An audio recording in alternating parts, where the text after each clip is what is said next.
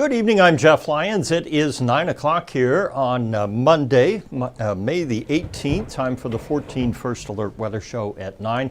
I am watching your comments on the 14 News Facebook page, so you can check in there if you have any questions or concerns about tomorrow. So let's get right into that. As you know, Tuesday is a 14First Alert Weather Day. We are expecting a few severe storms during the afternoon and evening. Our main threats look like they will be damaging winds and hail. We could have some heavier rainfall too, and with that we could get some beneficial rain in the deal as well. The rain has pretty much subsided here at the station, but tomorrow it will rekindle, especially if we get a little sunshine in the morning, which we are expecting, and that will get the atmosphere destabilized by the afternoon and evening. Here's a look at the radar now. We still have rain extending across the middle of the tri-state from Du Bois and Pike counties here in the northeast all the way down into southern Illinois. Nothing severe. We had a severe thunderstorm warning right around 6:15 for Vanderburgh, Henderson, and Union counties. That was the last warning. And now that that line is moving on off to the east, things are going to stay quiet overnight. A quick look here to our west, though, and it's a much different story. We still have a very intense line of storms moving across now. And if we look just at the storm reports from today, what you'll see here is a number of tornado and severe weather reports, especially up here to the north and east of Kansas City. We are not expecting tornadoes here in the tri-state tomorrow. In fact, if you look at the Storm Prediction Center's risk category, we are at a level 2, which is 2 of 5, or a slight risk across a broad area here, extending from the Great Lakes all the way down to the Gulf. But it comes with a caveat, and that is that while we have a broad area of potential severe weather, we're not expecting like a big outbreak, and it may be a little more of an isolated severe event within that line. There's only a 5% risk portrayed here of hail tomorrow, large hail, and a 15% risk for damaging winds. Now, usually if you get one or both of those risk, hail or wind, in the 15% category, it's automatically a slight risk. And this is the curious thing. The Prediction Center doesn't even have a general risk for tornadoes across the tri-state. It's only 2% up closer to Lake Erie there and Lake Huron. And one of the reasons may be that this is more of a linear system moving in and weakening. Therefore, the tornado risk is somewhat mitigated. I wouldn't put it at 0 ever when we have thunderstorms possible, especially in May. But at least as of now, it looks like that is not the primary concern for tomorrow. Hour by hour, we still have some rain to get through here this evening, but then we clear out briefly tomorrow. Southerly winds still pulling up that very moisture-rich air, so the atmosphere will get really souped up. And by the afternoon, we will have some scattered showers and thunderstorms returning, and they will reach their peak intensity sometime between 4 and about 8 p.m., and then wind down tomorrow night. Now, as I mentioned earlier, the damaging winds will be the primary concern there. And then we dry out on Wednesday and Thursday. Rain amounts are looking pretty impressive on some of our models here, maybe another inch of rain from tomorrow's storms on an average basis. We failed to hit 90 again today, and we didn't do it yesterday. Owensboro did hit 90 today. The sun was out a little longer. So we are still probably online or in line to have our first 90-degree temp sometime closer to the norm now, which would be around June the 1st. Temperatures in the area now are in the mid and upper 60s, and that is primarily because we've had rain over the region. Notice the dew point there at 66, our humidity at 97%. We may see some patchy fog tonight as a result of this very moist air over the region. We only got down to 72 this morning. That's more like a summertime low, and that was because the air is humid, and so it doesn't cool off very quickly. Our 86-degree high, again, just shy of that forecast 90 that we were anticipating. Temperatures have cooled since this time last night. Not surprising because of the rain, and it was very warm yesterday, 88. We are still 15 degrees warmer than the normal low, and we were about 8 degrees warmer than the normal high this afternoon. So it's still warmer than it should be for the, what is this, the third week of May. We will then pull back a bit into the mid-70s by the middle of the week. Yesterday we picked up 0.04 of an inch. I just checked the rain before I walked out here, and at least here at the station we'd had almost 0.8. So that'll help knock that drought number down a little bit. Not much, but it is welcomed rainfall. Back to our west, that second line still holding its own. It'll weaken overnight and then refire, maybe building on some of the outflow boundaries and remnants of the storms that we had today. That'll be driven primarily by a cold front, which will sweep in and rotate around that low pressure during Tuesday afternoon and evening. Once the cold front gets through, though, we return to more pleasant conditions for Wednesday and Thursday, and then it gets active again by the end of the week. Friday through Memorial Day, we have a daily chance for rain as temperatures climb back into the lower 80s. The GFS model puts us back in the rain on Friday, and then a lingering chance Saturday, Sunday, and Monday as well. And not surprisingly, when I show you the potential rainfall for that period, these numbers are kind of off the rails, but you get the idea. Some heavier rainfall possible. I don't think we're going to see 3 inches area-wide, but we will get decent rainfall with repetitive days of thunderstorms. The European model has a slightly different take on it. It does bring a rain chance back in Friday, Saturday, and then again on Saturday and Sunday, and on Monday. Now, if you're trying to camp or do outdoor things, this is Memorial Day weekend, visit the cemetery and the like, there will just be an ongoing threat for pop-up and scattered showers and storms pretty much for the duration.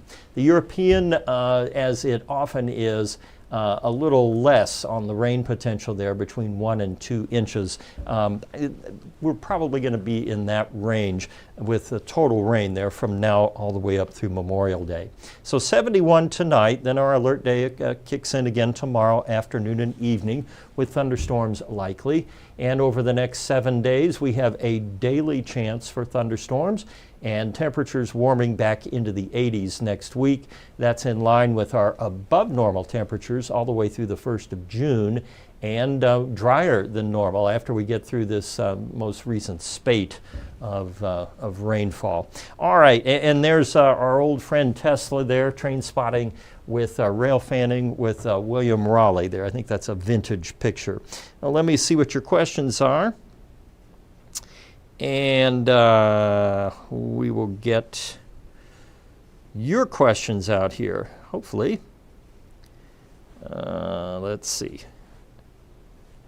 Just have to switch that. Hopefully I'll get on here. Oh, for Pete's sake. There we go. Okay. Now let's see what you want to know. Looks like we have quite a few watching here this evening, not surprising with thunderstorms in the forecast. All right, we got Jeanette Rice. Good evening, Jeanette. Zach Seats. Jeff Turner, have I looked ahead for the Indy 500 on Sunday? Early forecast. Well, yes, I have.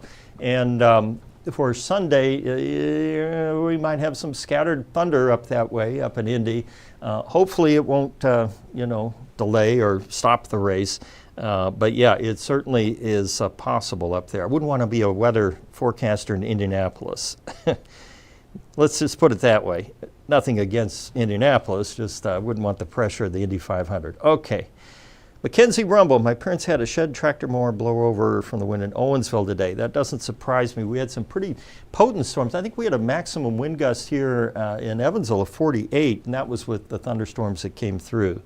So we may have had, we had some damaging winds up your way. William Raleigh had 8,100 and a 48-mile-an-hour gust from him earlier. There were some tree limbs down, that's true. Ricky Brown's on. Hey, Ricky. Laura Gray from Dawson Springs. Karen Duckworth, when does the rain stop for Morganfield tonight? It should stop by 10 or so.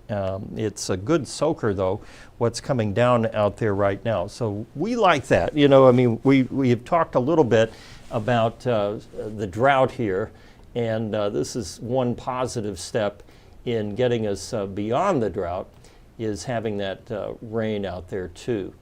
I am loading in here our out and about for tonight. I did not put that in. It's Monday. Boy, Monday comes around pretty often, doesn't it? So I'm going to add this here, and that's what we do in lieu let's see here. There we go. We do that in lieu of Science Corner on Monday nights. But anyway, the bottom line here is I don't think we're really looking at a big severe weather day tomorrow. Yes, I think we'll have some warnings, and yeah, there could be some wind damage out there. Not tornadoes, so, or at least not, you know, a bunch of them are widespread. As I showed you earlier, the Prediction Center didn't even have us in a tornado outlook, which is a little unusual. Typically, they just paint a 2% as a matter of fact anytime we have thunderstorms in the forecast or severe weather. That will likely change tomorrow. Byron Douglas will be here, of course, with that first thing on 14 News Sunrise. Switching gears, on Monday nights we do Out and About. That's a project I've been doing to kind of highlight different things that go on in the tri-state, and I think you'll get a kick out of this one. Some great kids performing music in somebody's living room, so check it out here. I'm Jeff Lyons, out and about today with the Evansville Youth Music Collective, and Ethan He, the director, outgoing director for it. Yep. And you've got a big rehearsal coming up this morning. Yeah, we have like about 15 kids coming to rehearsal this morning. They comprise of mainly high schoolers, but also middle schoolers from schools all across Evansville. We set up the chairs and we set up the stands. I think our record is like 17 musicians on a Sunday morning. It's pretty chill. We're all like friends and stuff. It feels really great to like have to hear a bunch of different instruments playing different parts and how it all mixes together and like comes together, and it sounds really great. We'll rehearse like these specific spots, and then we'll run through the entire piece, and much like a regular orchestra rehearsal. In the beginning, like measure 9, we start at a pianissimo, and then we crescendo into a mezzo piano into 13. 1, 2, 3, 4, 1, 2, ready, go.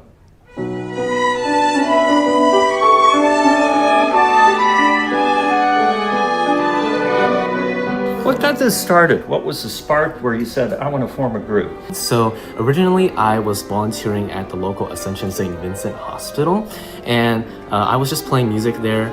And so after one of my performances, I really thought to myself, like, hey, could we have like multiple musicians playing here? And like, they don't just have to play solos, like maybe we could play together just like an orchestra. And what we do is we get a collection of a lot of different instruments, and we like to play at places like nursing homes, community centers, and hospitals so that we can share music with our community. Usually we just see a lot of people smiling or like trying to nod their head to the beat. So, like after our pieces, we'll have a lot of clapping, and then sometimes after our performances, some people will come up to us and tell us like, thank you for coming, you guys did a great job. It just makes me feel really good knowing that the hard work we put in really just makes our community more happy. I think music is a gift that we can share, and it's just a great way to connect with new people.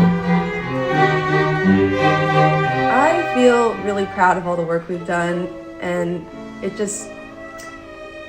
feels really good to like connect with other people, especially through music, which is something that I've loved my whole life. So I feel like music is a very personal and subjective experience, especially when you play it for others, because even though people might have different feelings about this certain piece, that's the incredible thing about music. It unites people.